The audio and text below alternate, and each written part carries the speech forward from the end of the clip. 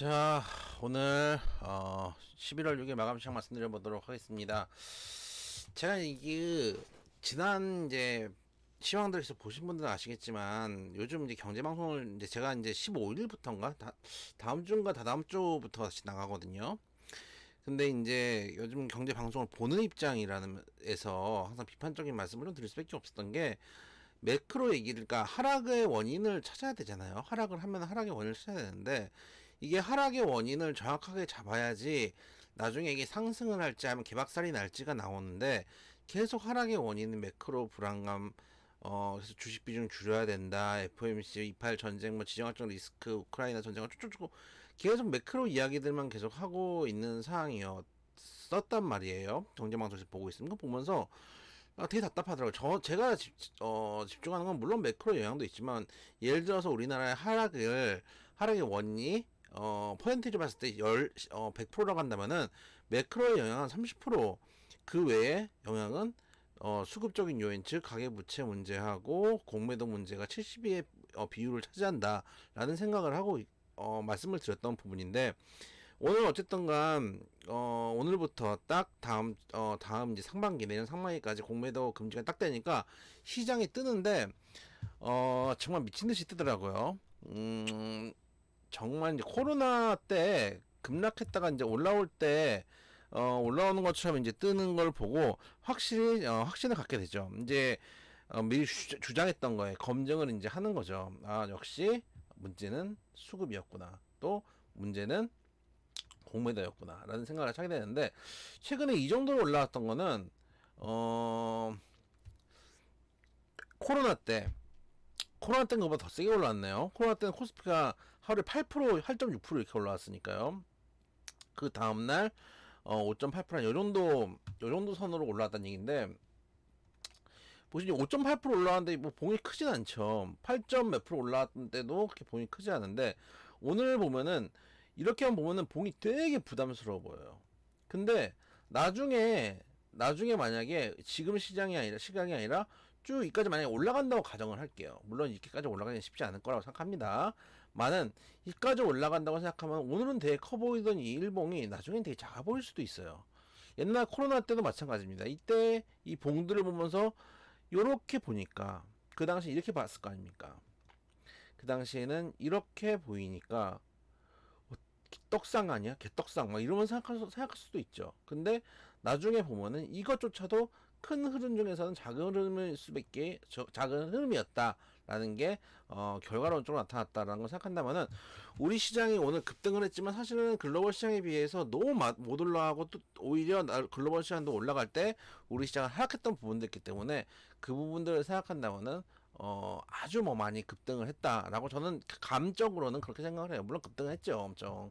근데 글로벌에 대비해서는 워낙 많이 기다렸기 때문에 이제 제자리를 찾아가는 수준의 반등 정도다라고 생각을 하고 있습니다. 다만 이제 불안한 마음이 들 때도 됐죠, 사실은. 특히 오늘 같은 경우에 장이 완전 이천지에 쏠렸던 장이거든요. 보시면은 제가 이제 그 거래할 때 이걸 항상 놓고 하는데, 그러니까 왼쪽이 코스피, 오른쪽이 코스닥인데 시총 상위 종목들이에요. 상위 100종목까지 이제 매일 계속 보면서 하고 있는데, 첫 번째, 두 번째 코스닥 1, 2번이죠. 에코프로, BM 에코프로 상한가 들어갔고요. 그 다음에 셀트리온스케어 5.9%, 포스코 DX 27%, LNF 25%, 여기서 그냥 다 올라가 준 거예요. 상위 5개 중에 4개 종목이 20%가 넘게 다 올라왔으니까. 거기에 비해서 삼성전자 1.87%, 정말 재미없죠.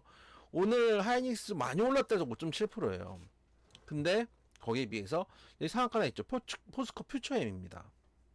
그 다음에 급등했던 게 SK이노베이션, LG에너지솔루션, 포스코 홀딩스, 이런 종목들이 다 두 자릿수 상한가까지 가면서 시장을 끌어올렸습니다.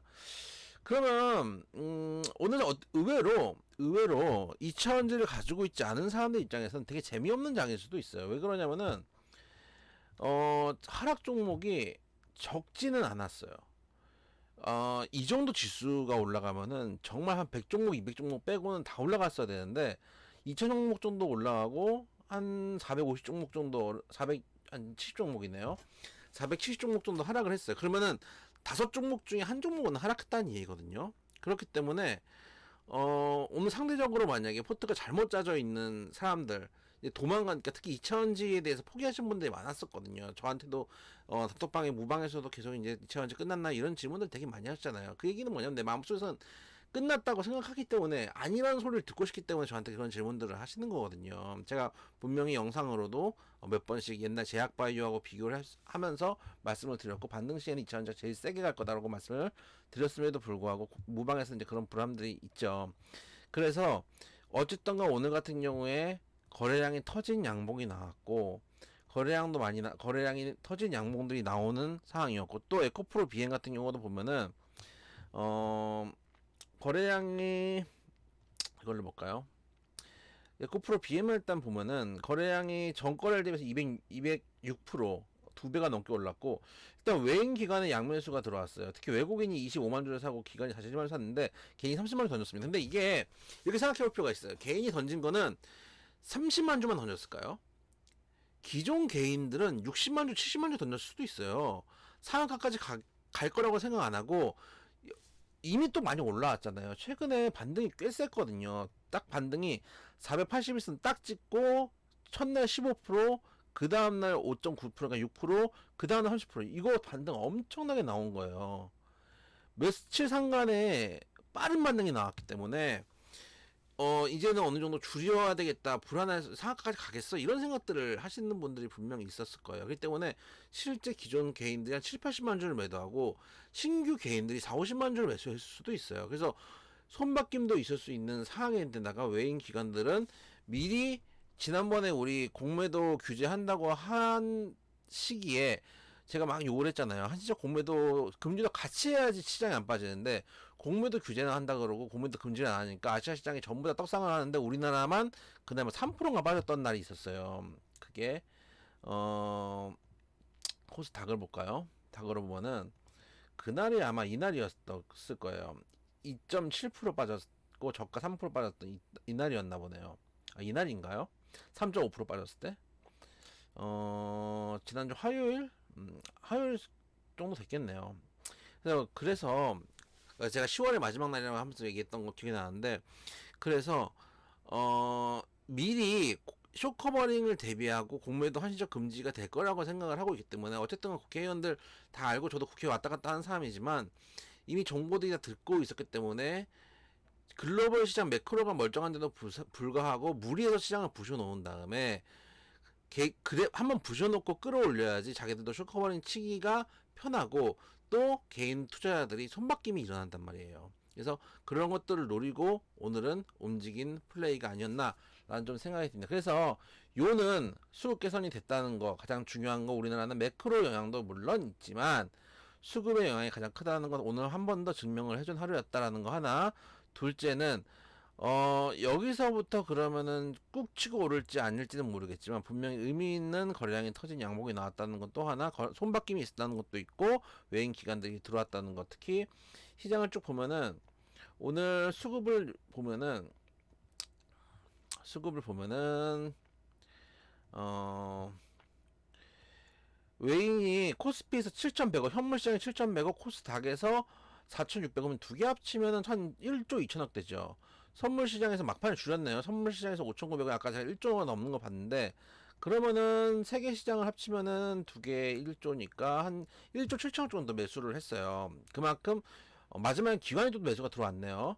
기관도 오전에는 기관이 매도였었지만은 코스피 매수를 했고 2,200원 매수, 기관이 코스닥에서 69억 매도인데 뭐 큰 의미는 없고요. 선물회사 2,400억 매도를 하긴 했지만 대부분 매도를 했던 건 개인입니다. 개인이 코스피 9,300억 매도, 코스닥에서 4,800억, 두 개 합치면 1조 4천억이죠.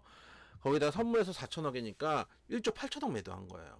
얼마나 손쉽게 개인들이 털려나가는지, 개인들 투심이 얼마나 안 좋은지 우리가 알 수 있는 부분이다. 그렇기 때문에 쭉 꾸준하게 이렇게 올라주기는 쉽지 않죠. 힘들죠. 하지만 분명히 추세적으로 바뀐 건 확실하고, 그리고 항상 말씀드린 것처럼 금리 인상 시기 끝에 왔고, 지정학적 리스크는 이미 터질 만큼 터졌고, 여기서 물론 중국이 대만을 침공하거나 하는 이슈가 발생하면 뭐 얘기할 게 없겠죠.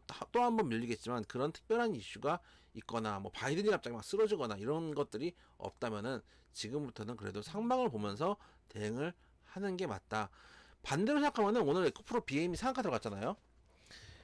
가지고 있는 사람들이 던질까 말까를 고민하겠죠. 아, 그래도 많이 올라온 것 같은데 내일 또 이렇게 왠지 빠질 것 같은데 이렇게 생각하잖아요. 반대로 매수를 한다는 매수자의 입장에서는 이거 손 나갈까요?